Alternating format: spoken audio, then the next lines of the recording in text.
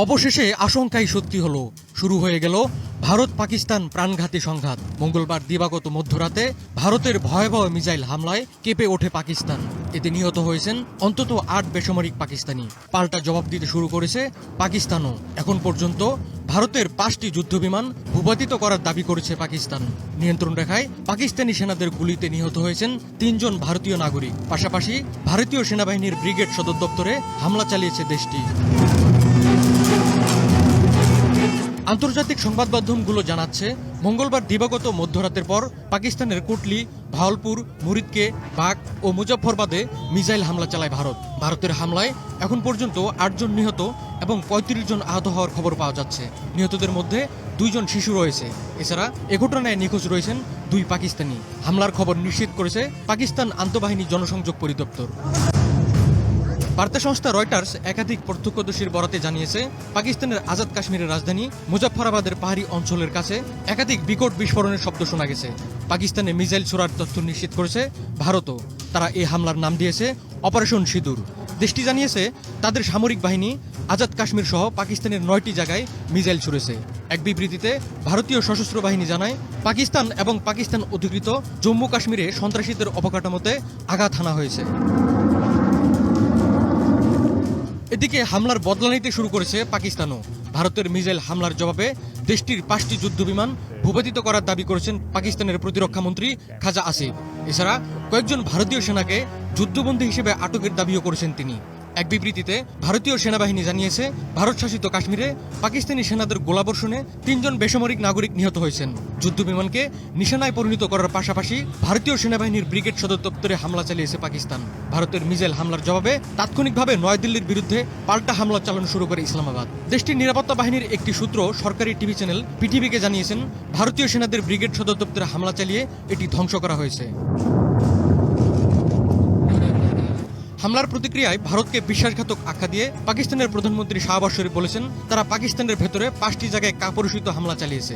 এই ঘৃণ্য আগ্রাসনমূলক পদক্ষেপ শাস্তি ছাড়া পার পাবেন না। পাকিস্তানের বিভিন্ন স্থানে ভারতের ক্ষেপণাস্ত্র হামলাকে লজ্জাজনক বলেছেন যুক্তরাষ্ট্রের প্রেসিডেন্ট ডোনাল্ড ট্রাম্প। অন্যদিকে এ হামলার ঘটনায় গভীর উদ্বেগ প্রকাশ করেছেন জাতিসংঘের মহাসচিব আন্তোনিও গুতেরেস। ভারতকে সমর্থন দিয়ে যে বার্তা দিল ইসরায়েল। পাকিস্তান ভূখণ্ডে বুধবার রাত ১টার পর অপারেশন সিন্দুর নামে অভিযান শুরু করে ভারত।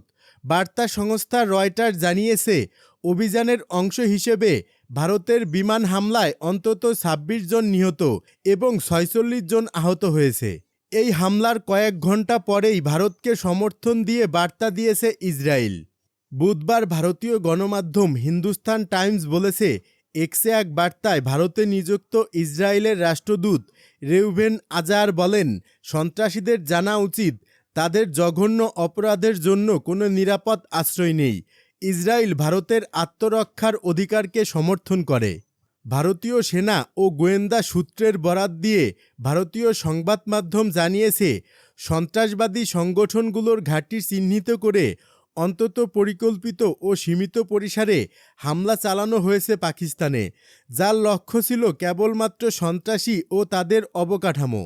তবে ভারতের এমন হামলার পর উদ্বেগ প্রকাশ করে পাকিস্তানকে সমর্থন দিয়েছে তুরস্কের পররাষ্ট্রমন্ত্রী হাকান ফিদান। পাকিস্তানের পররাষ্ট্রমন্ত্রী মোহাম্মদ ইসাকদারের সঙ্গে ফোন আলাপে নিরীহ বেসামরিক নাগরিকদের হত্যার বিরুদ্ধে পাকিস্তানের প্রতি সংহতি প্রকাশ করেন তুর্কি পররাষ্ট্রমন্ত্রী। এই হামলার ঘটনায় উদ্বেগ প্রকাশ করেছেন জাতিসংঘের মহাসচিব অ্যান্তোনিও গুতারেসও। ভারত ও পাকিস্তান দুই দেশের কাছ থেকেই সর্বোচ্চ মাত্রায় সংযত আচরণ প্রত্যাশা করেছেন তিনি। এছাড়া ভারতের এমন কাজকে লজ্জাজনক বলে উল্লেখ করেছেন মার্কিন প্রেসিডেন্ট ডোনাল্ড ট্রাম্প। তিনি বলেন, এটা খুবই দুঃখজনক। দুদেশের উত্তেজনাকর পরিস্থিতির উপর ভিত্তি করে মানুষ ধারণা করছিল যে কিছু ঘটতে চলেছে, কারণ উভয় পক্ষই বহু দশক ধরে লড়াই করে আসছে। তবে আমি আশা করি এটি খুব দ্রুত শেষ হবে। এদিকে পাকিস্তানের প্রতিরক্ষা মন্ত্রী খাজা আসিফের দাবি, ভারতের মিসাইল হামলার জবাবে দেশটির ৫টি যুদ্ধবিমান ভূপাতিত করা হয়েছে। মার্কিন সংবাদ মাধ্যম ব্লুমবার্গকে দেয়া সাক্ষাৎকারে কয়েকজন ভারতীয় সেনাকে যুদ্ধবন্দী হিসেবে আটকের দাবিও করেন তিনি। এদিকে পাকিস্তানের সেনাদের হামলায় নিহত 10 ভারতীয়। পাকিস্তান ভূখণ্ডে বুধবার রাত 1টার পর ভারতের সশস্ত্র হামলার জবাবে পাল্টা আক্রমণ চালিয়েছে পাকিস্তান। এছাড়া আরও হামলার হুঁশিয়ারি দিয়েছে ইসলামাবাদ। পাল্টা হামলায় এখন পর্যন্ত 10 জন মারা গেছেন বলে দাবি করেছেন ভারতের সংবাদ মাধ্যম এনডিটিভি। ভারতীয় পুলিশের দেয়া তথ্যের বরাতে বার্তা সংস্থা রয়টার্সও জানিয়েছে, সীমান্তে পাক সেনাদের হামলায় 10 ভারতীয় মারা গেছেন। এই পাল্টাপাল্টি হামলায় উভয় পক্ষেই বেসামরিক হতাহতের ঘটনা ঘটেছে। পাকিস্তানের দাবি অনুযায়ী এ পর্যন্ত তারা 5টি ভারতীয় যুদ্ধবিমান ভূপাতিত করেছে এবং ভারতের একটি ব্রিগেড সদর দপ্তর ধ্বংস করেছে। বিষয়টি নিশ্চিত করে ভারতীয় সেনাবাহিনী জানিয়েছে, পাকিস্তানের নির্বিচার গুলিবর্ষণে জম্মু ও কাশ্মীরের পুঞ্জ সেক্টরে 10 জন বেসামরিক নাগরিক নিহত হয়েছেন, যাদের মধ্যে 2 শিশু রয়েছে। এছাড়াও প্রায় 30 জন আহত হয়েছেন। এর আগে পাকিস্তান ভূখণ্ডে বুধবার রাত 1টার পর সশস্ত্র হামলা চালায় ভারত। হামলায় অন্তত 26 জন নিহত এবং 46 জন আহত হয়েছে। যুদ্ধ পরিস্থিতির মধ্যে দাম কমল ভারতীয় রুপির। পাকিস্তানের আজাদ কাশ্মীর সহ দেশটির কয়েকটি স্থানে ক্ষেপণাস্ত্র হামলা চালিয়েছে ভারত। হামলায় নিহতের সংখ্যা বেড়ে দাঁড়িয়েছে 8 জনে।